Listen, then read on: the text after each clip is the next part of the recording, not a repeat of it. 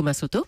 Et Axel de Tarlet. Bonjour Axel. Bonjour Thomas. Les camions sans chauffeur deviennent réalité. FedEx, qui est l'un des principaux transporteurs routiers au monde, demande une législation rapide. Oui, ne serait-on pas en retard d'une bataille? On critique beaucoup en ce moment, vous savez, les travailleurs détachés, le dumping social en Europe. A raison d'ailleurs. Avec par exemple la concurrence des chauffeurs de poids lourds polonais ou roumains.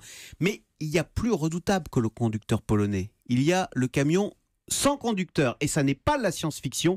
Ce matin, dans le Financial Times, le patron de FedEx et le géant américain du fret demandent la création rapide d'un organisme de contrôle, un peu comme l'aviation civile, pour réguler et organiser le transport de marchandises sans chauffeur, car, dit-il, cela arrive beaucoup plus vite qu'on ne le croit. Il n'y a pas encore de camions sans chauffeur sur les routes, ça n'existe pas pour le moment. Alors, Axel. pour le moment, non, c'est interdit, mais la technologie est prête, est quasi prête, nous dit le patron de FedEx, sur autoroute en tous les cas. Des camions peuvent déjà rouler de façon autonome sur des centaines de kilomètres et même traverser des grandes villes sans problème. C'est une révolution pour FedEx qui fait rouler des dizaines de milliers de camions dans le monde.